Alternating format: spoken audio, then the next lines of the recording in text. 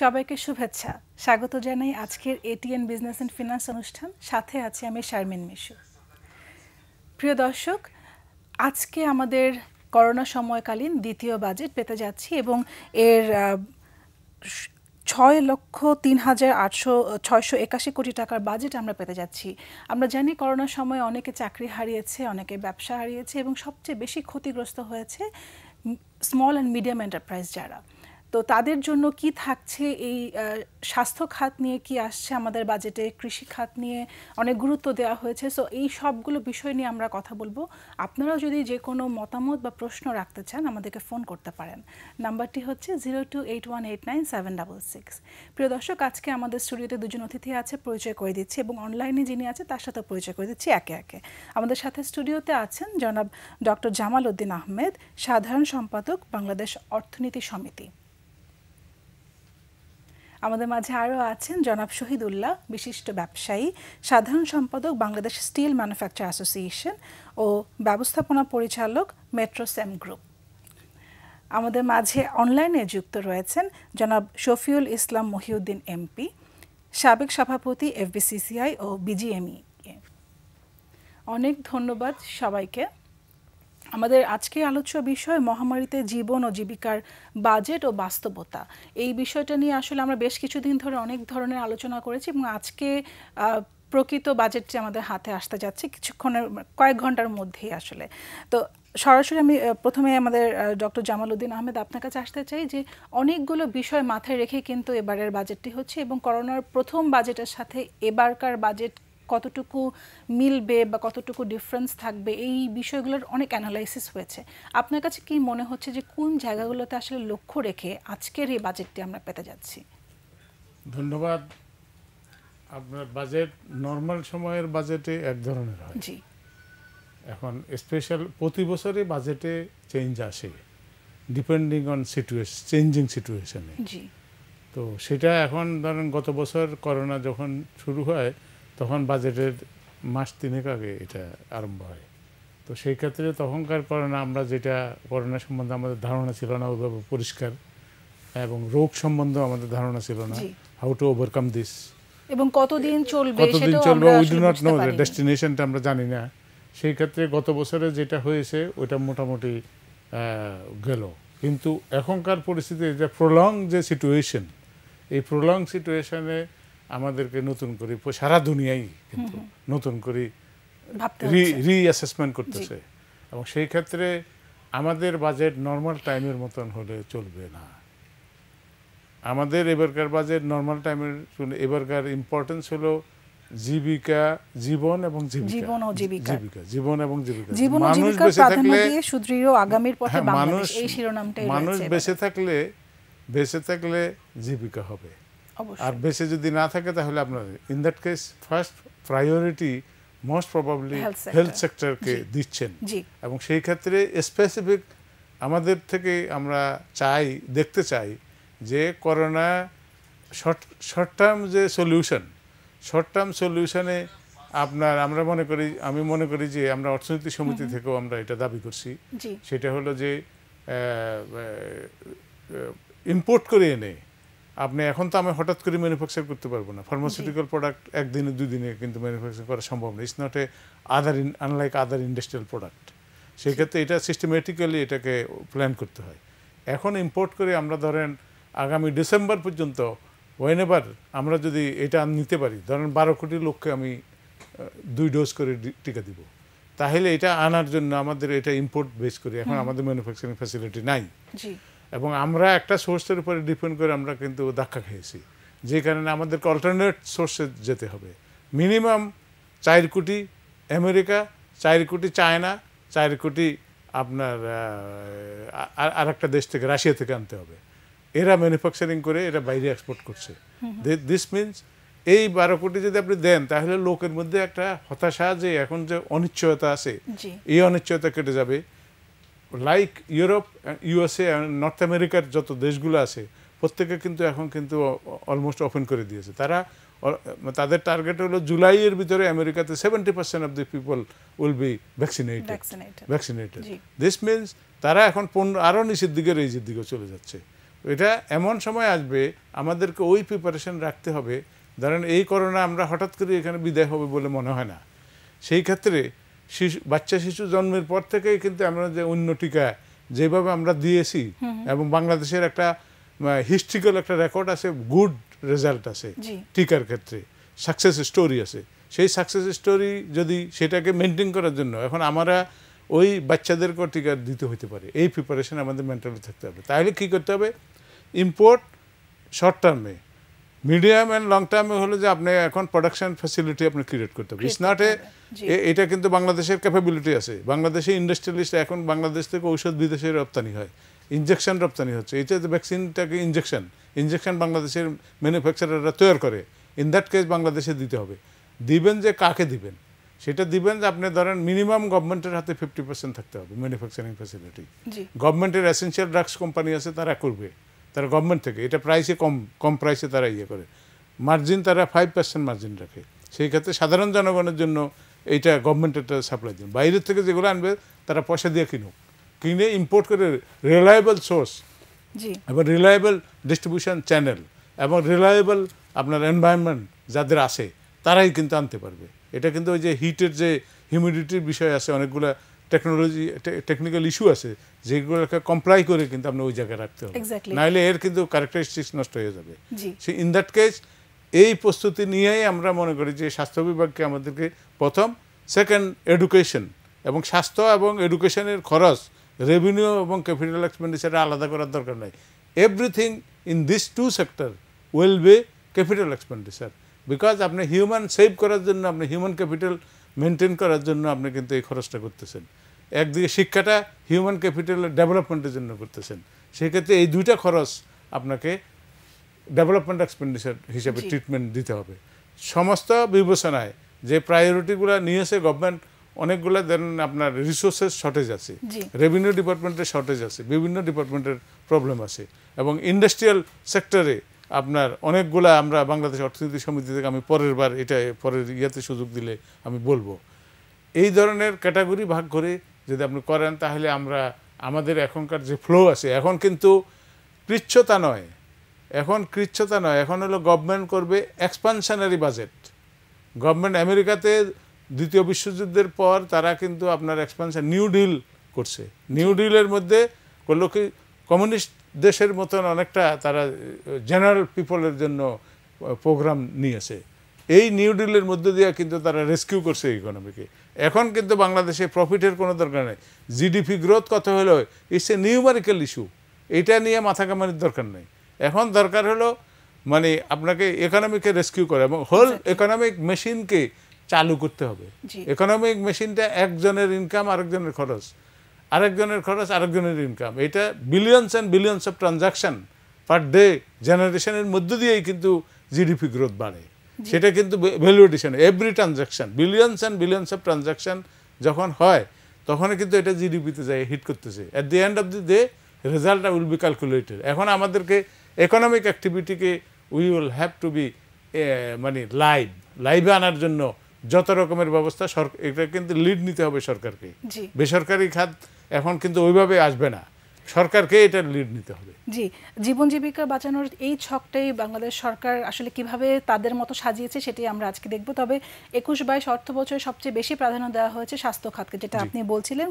তার পাশাপাশি করোনা মোকাবেলায় থাকছে বিশেষ বরাদ্দ, কর অবকাশের আওতা বাড়ছে, কর্পোরেট করে ছাড় আসছে, সামাজিক নিরাপত্তা খাতে আওতা বাড়ছে এবং কালো টাকা সাদা করার সুযোগ এবারও থাকছে। আমি সরাসরি চলে যাবো, আমাদের সাথে অনলাইনে যুক্ত রয়েছেন জনাব শফিউল ইসলাম মহিউদ্দিন এমপি। আপনার কাছে একটু জানতে চাই যে এমপি এবং উনি এফবিসিসিআর প্রেসিডেন্ট ছিলেন। জি, তার পরিচয় আমরা দিয়েছি এবং সব দিক দিয়ে উনি he is qualified to make. Exactly. So আমরা যে বাজেটটি আজকে পেতে যাচ্ছি সেটা গত বছরের বাজেটের থেকেও ভিন্ন, একটু বেশ বড় আকার ধারণ করেছে এবং তার ভিতরে যতটুকু ঘাটতি রয়েছে, আমরা কি ইনকামের সাথে তুলনা করে এক্সপেন্ডিচারগুলো ঠিকমতো সামঞ্জস্যভাবে করছি কিনা, এই পুরো বিষয়টা নিয়ে আপনার কাছে জানতে চাইব। দেখেন, এবারের বাজেট যেটা আমার কলিগ ডক্টর জামাল উদ্দিন যেটা বলেছেন, এবারের বাজেটটা হলো জীবন জীবিকার একটা সমন্বয় করা এবং জীবনকে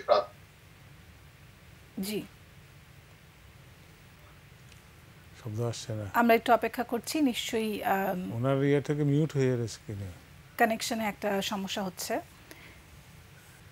আচ্ছা, আমি ওনার কাছে আরেকবার ফিরে আসি, তার কানেকশনটা ঠিক হলে আমি সরাসরি আপনার কাছে আসি। যেহেতু এই মুহূর্তে আমরা জানি যে বাংলাদেশের ইনফ্রাস্ট্রাকচার ডেভেলপমেন্ট এখনও চলছে, অনেক মেগা প্রজেক্ট আমাদের সামনে আছে, তো এটা কন্টিনিউ করবার সময়ে করোনাকালীন এই সময়টাতেও কিন্তু আমরা দেখতে পাচ্ছি যে স্টিল ইন্ডাস্ট্রিজের একটা ঊর্ধ্বগতি, তার প্রাইস রেঞ্জটা অনেক বাড়ছে সব সময়ের মানে সাথে তুলনা করে এই সময়টা খুব বেশি বাড়ছে। সাপ্লাই চেইন ব্রেকডাউন হওয়ার কারণে র ম্যাটেরিয়ালস অ্যাভেলেবিলিটি কম, এই মুহূর্তে অনেকগুলো কারেন্ট ফ্যাক্টর কাজ করছে, কিন্তু এই সময় একটা বাজেট থাকে প্রতিটা প্রজেক্টে, মেগা প্রজেক্টে, সেই সময় যখন এই র মেটেরিয়ালসগুলোর পাওয়া যাচ্ছে না, হোক যেটাই যে কোনো কারণেই হোক, স্টিলের দাম যখন বেড়ে যাচ্ছে, সিমেন্টের দাম যখন বেড়ে যাচ্ছে, তখন প্রজেক্টগুলো ভ্যালুয়েশন যেরকম আশা করা হচ্ছে তার থেকে অনেক বেশি হচ্ছে। কিন্তু এই সময় আপনাদের ইন্ডাস্ট্রির কেন প্রাইস বাড়ছে এবং এই সময় এটা আসলে কি করণীয়, কারণ আমাদের প্রজেক্টগুলো তো কন্টিনিউশন রাখতে হবে। ধন্যবাদ, আপনি যথার্থই বলেছেন। একটা দেশের ইনফ্রাস্ট্রাকচার ডেভেলপমেন্টের অত্যন্ত গুরুত্বপূর্ণ দুটি খাত, একটা হলো স্টিল এবং সিমেন্ট। তো এই দুটো খাত কিন্তু বাংলাদেশের স্বয়ংসম্পূর্ণ মিন্স এটার যেই সক্ষমতা, এটা আমাদের দেশের ইনফ্রাস্ট্রাকচার ডেভেলপমেন্টের নেক্সট 30 ইয়ার্স যদি এই ধারাবাহিকতায় দেশ বিনির্মাণ হয়, সেখানে আমরা সরবরাহ করতে সক্ষম এবং ওয়ার্ল্ড ক্লাস এই প্রোডাক্ট এখানে তৈরি হচ্ছে। এর উপর পাওয়ার প্ল্যান্ট বলেন, পদ্মা ব্রিজ, আমাদের এই স্টিল দ্বারা এই ইনফ্রাস্ট্রাকচারগুলি ডেভেলপমেন্ট হচ্ছে। আপনি জানেন 2020-এর মার্চের থেকে যখন এদেশে কোভিড-19 প্রকোপ দেখা দিল, তখন থেকেই আমাদের যেই ছুটি ঘোষণা করা হলো, তখন আমাদের এই দুটো সেক্টর প্রচণ্ড আকারে ধাক্কা খেয়ে এবং এটা বলা চলে যাবে 30% প্রোডাকশন ক্যাপাসিটিতে চলে আসে। তারপর 4 মাস 5 মাস পরে আমরা গ্র্যাজুয়ালি আবার এটা একটা উপরের দিকে যাচ্ছিল এবং আমরা 2020-এর শেষ নাগাদ একটা আশাবাদী ছিলাম যে আমাদের এটা প্রকোপটা কেটে যাবে। বাট এই সেকেন্ড ওয়েভ যেটা বাংলাদেশে কোভিডের যেই সেকেন্ড ওয়েভের যেই লকডাউন আমাদের এখানে স্টার্ট হয়েছে, এখানেও আমাদের এই সেক্টরের একটা বড় ধরনের ইম্প্যাক্ট আসছে। আর যেটা বলছেন আপনি যে আমাদের যেহেতু সাপ্লাই প্রচুর, এদেশের স্টিলের সাপ্লাই প্রায় 1 কোটি মেট্রিক টন প্রতি বৎসর, বাট আমাদের দেশের ইউজ হয় মাত্র 55 থেকে 60 লক্ষ মেট্রিক টন প্রতি বৎসর। সো দ্যাট কোনো স্কারসিটি নেই বা উৎপাদনের কোনো মানে ঘাটতি নেই। শতভাগই স্টিল বিদেশ থেকে ইম্পোর্ট করে নিয়ে আসতে হয় এবং কোন কান্ট্রিগুলি, সেটা আমেরিকা, অস্ট্রেলিয়া, কানাডা এবং ইউরোপের বিভিন্ন কান্ট্রিগুলি। আপনি জানেন যে স্টিল যেটা আমরা মেল্টিং স্ক্র্যাপ নিয়ে আসি, সেটা মূলত বিভিন্ন অটোমোবাইল ফ্যাক্টরি, বিভিন্ন কারখানার তাদের বাই প্রোডাক্ট, কিন্তু তাদের অপারেশন বন্ধ, যার জন্য আমাদের এখানে সারা ওয়ার্ল্ড ওয়াইড আপনি সাপ্লাই চেইন ভেঙে পড়েছে। এটা আমরা সবাই জানি। কোনো দেশই র মেটেরিয়াল উৎপাদন বলেন, ফিনিশ প্রোডাক্ট উৎপাদন বলেন, লাস্ট 2 বছর যাবত একটা ব্যত্যয় ঘটে আসছে। তো রিসেন্টলি আরেকটা যোগ হয়েছে ফ্রেট। আপনি ওয়ার্ল্ড ওয়াইড যে ফ্রেট ছিল $10,000, সেটা $40,000 চলে গেছে। এই সমস্ত কারণে শুধু স্টিলের র মেটেরিয়াল না, অনেক পণ্যের র মেটেরিয়ালেরই প্রাইসের একটা ঊর্ধ্বগতি। আর শুধুমাত্র এই কারণেই স্টিলের এই সাময়িক বৃদ্ধি, এবং এটা যে সহসা খুব একটা দ্রুত নিচে চলে আসবে সেটা ফরকাস্ট করা যাচ্ছে না, বিকজ যে সোর্স কান্ট্রিগুলি থেকে আমরা স্টিল নিয়ে আসি সেখানে জেনারেশন হচ্ছে না। মোরওভার দুটা জিনিস, একটা হলো ইন্ডিয়া একটা বড় কান্ট্রি, তাদের স্টিল শর্টেজের জন্য তাদের স্টিলের উপর যত লেভি ছিল, অর্থাৎ ডিউটি, ব্যাট, ট্যাক্স, এগুলি তারা উইথড্র করে নিয়েছে। আর জানেন চায়না কখনো বাইরে থেকে তারা মেল্টিং স্ক্র্যাপ অ্যালাউ করতে ছিল না বা নিয়ে আসছে না, কিন্তু তারা কিন্তু এখন সেটা উইথড্র করেছে এবং সেখানেও ঢুকছে। এখন আমেরিকা, চায়না এবং ইন্ডিয়া, 3টা জায়ান্ট কান্ট্রি, তাদের স্টিলের কনজাম্পশন অনেক বেড়ে গিয়েছে, যার জন্য আমাদের এই স্কারসিটি আরও বৃদ্ধি পাচ্ছে দিন দিন।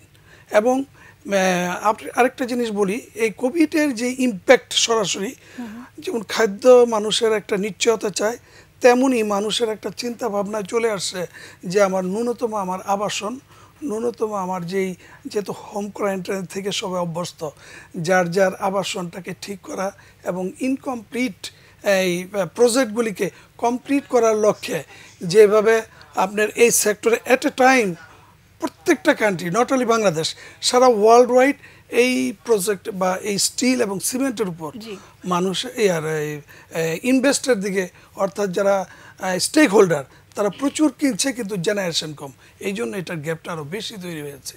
এখন এই মুহূর্তে গভর্নমেন্ট বাজেট আজকে আমি বলবো যে গত বাজেটে অবশ্যই সেটা কনসিডার করা যায় যেহেতু কোনো প্রিপারেশন ছিল না, কিন্তু এই বাজেটকে যদি এই জিনিসগুলি কনসিডার করে প্রণয়ন করা হয়, অর্থাৎ আমাদের যে দাবি ছিল এআইটি উইথড্র করা, ডিউটি কিছু কমিয়ে দেওয়া, তাহলে এই প্রাইসটা আস্তে আস্তে অ্যাডজাস্ট হবে আশা করি। আচ্ছা, আপনার কাছে আবারও ফিরবো। আমাদের সাথে আবারও যুক্ত হয়েছেন অনলাইনে জনাব শফিউল ইসলাম মহিউদ্দিন এমপি। শুনতে পাচ্ছেন নিশ্চয়ই। আপনার কাছে আবারও ফিরে আসছি যে আপনার কাছে যে প্রশ্নটা ছিল এবারের বাজেট নিয়ে, অনেকগুলো সেক্টর নিয়ে আমরা কথা বলছি, তার মধ্যে স্টিমুলাস প্যাকেজ এবং ব্যাংকিং সেক্টরের কথাগুলো আপনার কাছ থেকে শুনবো।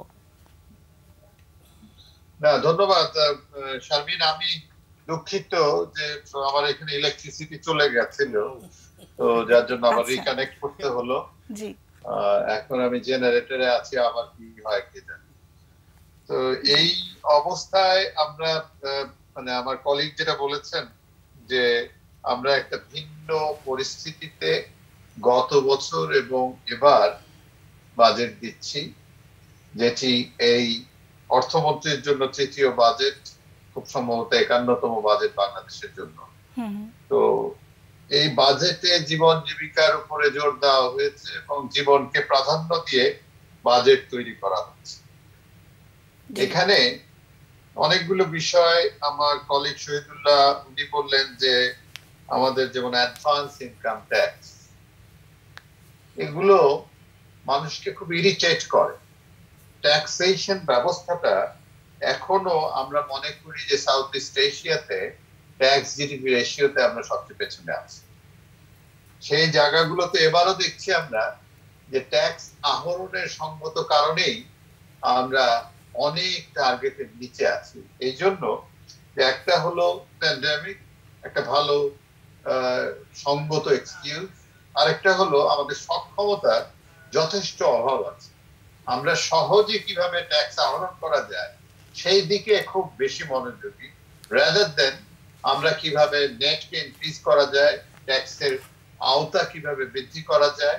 মানুষকে ট্যাক্স নেওয়ার যে টেকনিক, সেখানে আমি বলবো যে আমাদের এনবিআর এর সক্ষমতার যথেষ্ট অভাব আছে। তারা টেকনোলজি ব্যবহার করেন না সেইভাবে, এবং আমাদের যে দোকানগুলোতে পজ মেশিন বা আজকে টেকনোলজি উৎপাদন পর্যায়ে ট্যাক্স কি হবে, কতটুকু উৎপাদন করেছে, সেগুলো কিন্তু এনবিআর এর সার্ভারে আসা সম্ভব। সেগুলো আমরা ব্যবহার না করে আমরা শুধু একই ব্যক্তি বা প্রতিষ্ঠানের উপরে বারবার ট্যাক্সের বোঝা চাপিয়ে দিয়ে ট্যাক্স আহরণ করার চেষ্টা করছি। আর এবারের বিষয়টি হলো যে আমরা যে বছরটি পার করলাম সেখানে কখনো আমাদের এক্সপোর্ট সেক্টর দারুণভাবে ক্ষতিগ্রস্ত হয়েছে, যে যখন আমরা একটু ভালো থাকছি, ডেস্টিনেশন যেখানে এক্সপোর্ট হবে তারা লকডাউন থাকছে। আবার তারা যখন বেরিয়ে আসছে ভ্যাকসিন রোল আউটের পরে, তখন আবার আমাদের এখানে দ্বিতীয় ওয়েভের ধাক্কা হচ্ছে। তো সব মিলে কিন্তু thanks to the migrant workers, আমাদের যারা শ্রমজীবী মানুষ, যারা বাংলাদেশের মানে একটি ফরেন কারেন্সি রিজার্ভকে রেকর্ড সংখ্যক পরিমাণ, আমাদের ফরেন কারেন্সি রিজার্ভ আজকে $45 বিলিয়ন দাঁড়িয়েছে। আজকে বাংলাদেশ সাহস দেখাতে পারছে যে শ্রীলঙ্কার মতো দেশকে স্বল্পকালীন ঋণ দেওয়া। এগুলো আমি মনে করি যে মাননীয় প্রধানমন্ত্রীর অসাধারণ একটি ফরসাইটনেস এবং নেতৃত্বের গুণাবলীর কারণেই আজকে এই অসম্ভবকে সম্ভব করে বাংলাদেশ আজকে এগিয়ে যাচ্ছে। কিন্তু আমি আবারও বলবো যে এনবিআর এর যে বিষয়গুলো আছে সেগুলোকে আরো যত্নবান হওয়া, এবং আমাদের যারা এসএমই সেক্টর, আপনি প্রথমেই বলেছেন যে CSME, cottage to small and medium, তারা কিন্তু হার্ড হিট হচ্ছে। আমাদের যারা ছোটখাটো দোকান করেন, যারা ইকোনমিতে অবদান রাখেন, একেবারে গ্রামের ছোট মহল্লার দোকানগুলো, সেগুলো কিন্তু সাংঘাতিক ভাবে ক্ষতিগ্রস্ত হয়েছে, তারা পহেলা বৈশাখ করতে পারে নাই ঠিক মতো, দুটো ঈদ, তিনটে ঈদ চলছে এবার নিয়ে, এগুলো তারা করতে পারেন নাই। তাদের জন্য সরকার 1,25,000 কোটি টাকার উপরে স্টিমুলাস প্যাকেজ দিয়েছে। এটি ছিল একটি দূরদর্শী নেতৃত্বের, আমাদের সীমাবদ্ধতা আছে, কিন্তু এই এসএমই খাতের জন্য যে স্টিমুলাস প্যাকেজটা দেওয়া হচ্ছে তার অনেক পোরশনটাই কিন্তু এখন পর্যন্ত ডিসবার্স হয়নি বিভিন্ন জটিলতার কারণে। সেই বিষয়টা আমরা কিভাবে বের হয়ে আসবো এবং আবারও নতুন বাজেট আসছে।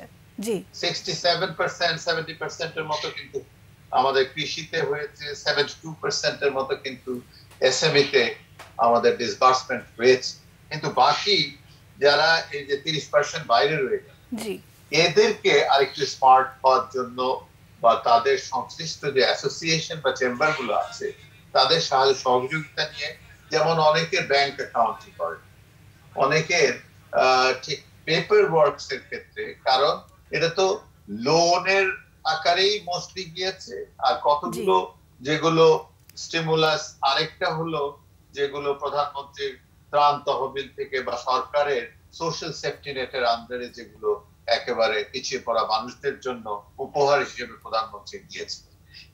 এই দুটো জিনিসের মধ্যে পার্থক্য হলো, যারা ব্যবসায়ী তারা কিন্তু সফট লোন নিয়ে আবার ঘুরে দাঁড়াতে চান, আবার সম্মানের সাথে সেই পয়সাটি ফেরত। অবশ্যই আমাদের যারা ছোট ব্যবসায়ী তাদের দেখবেন যে ট্র্যাক রেকর্ড হলো তারা কিন্তু সঠিকভাবে পয়সাটি ফেরত দেওয়ার জন্য উদ্যোগী থাকে এবং ফেরত দেয়।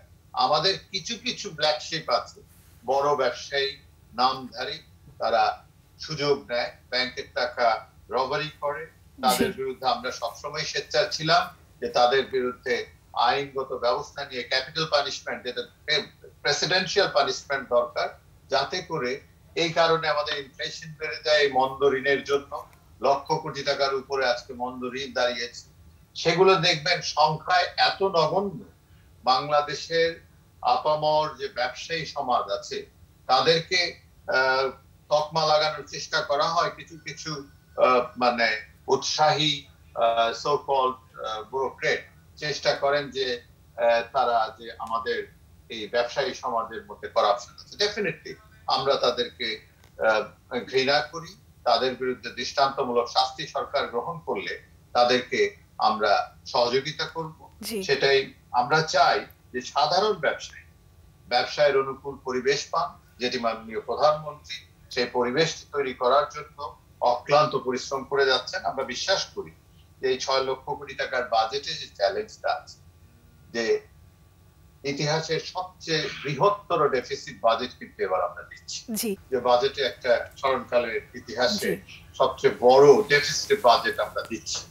এতে কোনো ক্ষতি নেই বড় বাজেট, কারণ আপনার পাবলিক এক্সপেন্ডিচারও যদি বৃদ্ধি করা যায়, সার্কুলেশন বাড়বে, এভাবেই ইকোনমিকে সচল রাখা এবং সেই প্রয়াস সরকার নিয়েছে। সেখানে একটু ব্যালেন্স করতে হবে, যাতে ব্যক্তিগত আমাদের যে প্রাইভেট ব্যাংক গুলো আছে বা সরকারি ব্যাংক থেকে আছে, সেখান থেকে যদি ডেফিসিট পয়সাটার বেশি নেওয়ার চেষ্টা করা হয়, তাহলে প্রাইভেট সেক্টরে যে লোন অলরেডি এখন কিন্তু বিনিয়োগের ক্ষেত্রে আমাদের একটা মন্দা ভাব চরম ভাবে হচ্ছে। বিনিয়োগ না হলে কর্মসংস্থান হবে, এই কর্মসংস্থান এবং বিনিয়োগের দিকে বিশেষ নজর দেওয়া প্রয়োজন এই বাজেটে।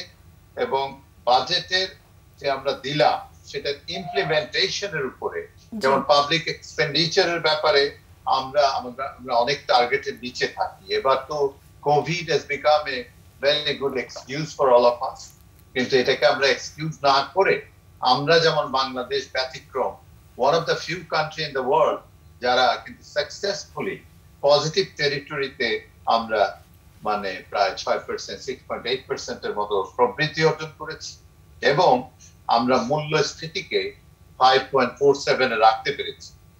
এই জায়গাগুলোকে আমাদের আরো এগিয়ে নিতে হবে। আমাদের সরকার দেখেন এর মধ্যে কিন্তু ইন্ডাস্ট্রি গুলোকে খোলা রেখেছে, কারণ আমাদের শ্রমিকরা এভারেজ বয়স হলো 23-24 বছর, যে কারণে তাদের কোভিড এ আক্রান্ত হওয়ার যে আমাদের একটা লেটেস্ট সার্ভেতে দেখা যাচ্ছে যে 0.003% ইনফেক্টেড হচ্ছে আমাদের শ্রমিকরা, এবং তারা রেজিলিয়েন্ট, তারা অত্যন্ত আল্লাহ পাকের অশেষ মেহেরবানি, তারা শক্তিশালী হিসাবে এখনো নিরলস পরিশ্রম করে আমাদের মাননীয় প্রধানমন্ত্রীর মতো কাজটি বাংলাদেশকে এগিয়ে নেওয়ার জন্য প্রত্যেকে হ্যান্ডস দিচ্ছে।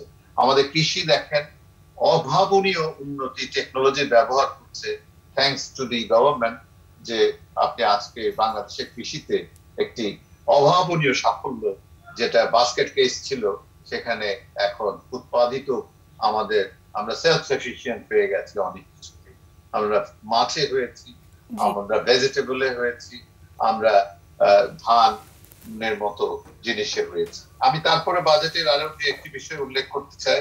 আমাদের লক্ষ্য রাখতে হবে যে এনবিআর কর্তৃক কাস্টমস, ভ্যাট এবং যে ইনকাম ট্যাক্সের ব্যাপারগুলো আছে, সেখানে আমরা ইদানিং দেখছি যে হ্যারাসমেন্টের একটি প্রবণতা খুব বৃদ্ধি পেয়েছে।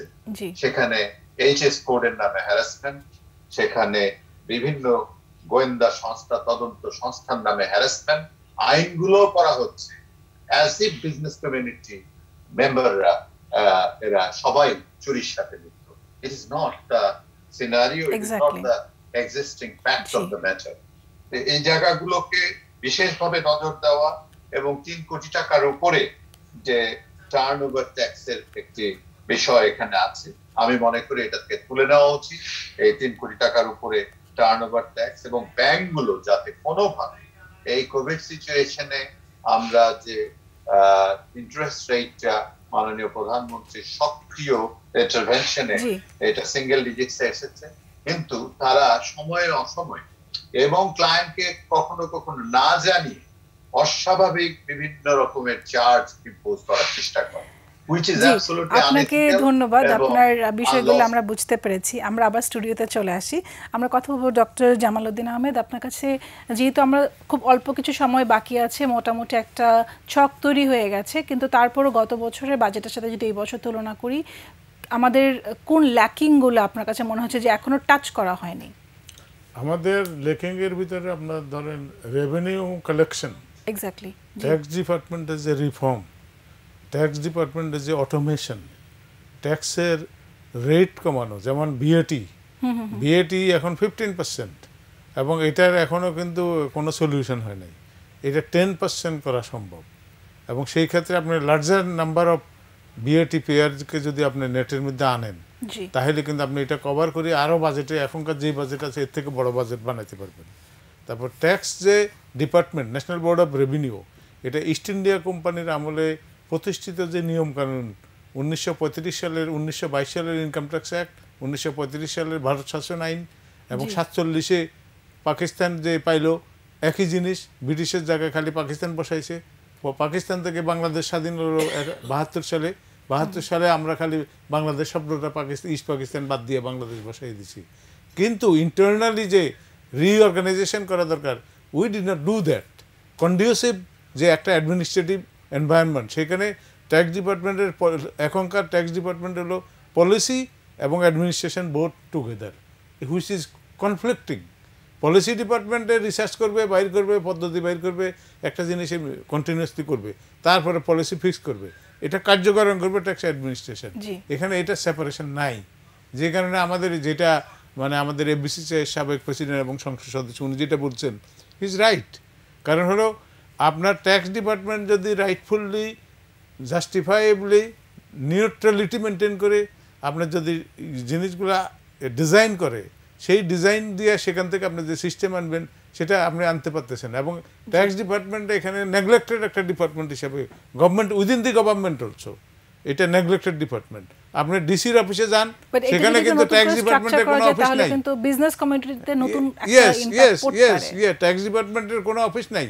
ট্যাক্সের উপজেলা লেভেলে, উপজেলা কেন করা হয়েছে, এটা মিনি সেক্রেটারিয়েট, সেখানে আপনার বিএটি, ট্যাক্স এদের অফিস থাকা উচিত। ছোট ছোট করে আস্তে আস্তে কালেকশন করেন, নিয়ম করেন। সেখানে আপনি ধরেন 500 অফিসারকে যদি আপনি স্পেশাল বিসিএস নিয়ে রিক্রুট করে ওখান থেকে করেন, একজনে যে ট্যাক্স দেয় তাকেই কিন্তু আপনি চাপাইতেছেন। এটা কিন্তু অন্যায় এবং অবিচার, এটা থেকে রেহাই দেওয়া উচিত। সেই অনেক ক্ষেত্রে ধন্যবাদ আপনাকে। আপনার মানে এগুলা অ্যাড্রেস করতে আমরা হবে। খুব অল্প সময় আমাদের হাতে আছে, আমি জনাব শহীদুল্লাহ আপনার কাছে আসি যে এবারের বাজেট থেকে আপনাদের আসলে কি আশা রয়েছে আপনাদের এই সেক্টরটাকে ঘিরে? আমাদের এই সেক্টরে যেহেতু অত্যন্ত একটা স্বাবলম্বী এবং সক্ষম একটা সেক্টর, গভর্নমেন্ট বিদ্যুতের যে মানে ব্যবস্থা করেছে, এই জন্য আমাদের এই সেক্টরটা অনেক বড় হয়েছে। আমরা এই দেশে স্টিল এবং সিমেন্ট পর্যাপ্ত ইনভেস্ট করার সুযোগ পেয়েছি। কিন্তু ট্যাক্স বার্ডেন যেটা একেবারে এক কথায় যদি বলি, সাউথ ইস্ট এশিয়ার কান্ট্রিগুলিতে বিশেষ করে সিমেন্ট অ্যান্ড স্টিল যেগুলি দেশ বিনির্মাণের মূল উপাদান, এগুলির উপর ট্যাক্স বার্ডেন থাকে না। বাট আমাদের কান্ট্রিতে এই পলিসি এবং এই কথা শতবার বলা সত্ত্বেও এই আমাদের যারা নীতি নির্ধারক তারা এই জিনিসটা নিচ্ছে না। যেমন এআইটি একেবারে আমরা ইনকাম করি বা না করি, আমার ম্যানুফ্যাকচারিংয়ের বিজনেস হোক বা না হোক, সে অ্যাডভান্স ইনকাম ট্যাক্সটা নিয়ে নেবে, that is the final tax. এখন এটা কোনো দেশে আমার জানার মতো পৃথিবীতে কোথাও আছে কিনা জানি না। এটা একেবারেই আমাদের এই ব্যবসায়ী সম্প্রদায়ের উপর অত্যন্ত একটা কালা কানুন বলবো। আমরা ট্যাক্স দিতে রাজি আছি, কিন্তু যেই ট্যাক্স আমি বিজনেস করে যেটুকু হবে আমি সেটুকু দেব, আর যেটা হবে না সে আমারটা সমন্বয় করবে অথবা ফেরত দিবে, কিন্তু ফেরতও দিচ্ছে না। তো আমি মনে করি গত বাজেটে এটা আমাদের চূড়ান্ত একটা দাবি ছিল। এইবার আমরা যথাযথ কর্তৃপক্ষের নিকট বলেছি, হয়তোবা 2 ঘন্টা পর আমরা বাজেট শুনবো, সেখানে এটার কতটুকু প্রতিফলন হয় সেটার দিকে আমরা তাকিয়ে আছি। শুধু ট্যাক্স বার্ডেনটা এই সারা বাংলাদেশের আবাসন শিল্প বলেন, ইনফ্রাস্ট্রাকচার ডেভেলপমেন্ট বলেন, ইনডাইরেক্টলি তাদের উপর বর্তায়। আমরা তো এটা আমরা বহন করি না। যারা নাকি বিদেশ থেকে যে লক্ষ লক্ষ কোটি কোটি ডলার যারা রিমিটেন্স পাঠাচ্ছে, এখন প্রত্যেকটা গ্রামে মানুষ বাড়িঘর করে, তাদেরকে উচ্চ মূল্যে রড, স্টিল, সিমেন্ট ক্রয় করতে হয়। গভর্নমেন্ট যদি বিবেচনায় আনে যে আমরা এই ট্যাক্স বার্ডেনটা কমিয়ে দিই, তাহলে আবাসন ঢাকার থেকে অনেক আবাসন দেখবেন গ্রামগঞ্জে ছড়িয়ে ছিটে যাবে, যেটা আমাদের মাননীয় প্রাইম মিনিস্টারের একটা রূপকল্প, সারা দেশকে একটা জীবন ও জীবিকার জন্য যে বাজেটটি করা হচ্ছে সেটা সত্যিকার অর্থে যদি সাধারণ জনগণের খুব কাজে আসতে পারে, তবেই আমরা বলবো যে এবারের বাজেটটি সার্থক। আপনাদের সবাইকে অনেক ধন্যবাদ। আজকের মতো আমরা বিদায় নিচ্ছি, দেখা হবে সামনে কোনো একটা সময়ে। প্রিয় দর্শক, যে যেখানে আছেন খুব ভালো থাকুন, সুন্দর থাকুন। আমি শারমিন মিশু বিদায় নিচ্ছি। আল্লাহ হাফেজ।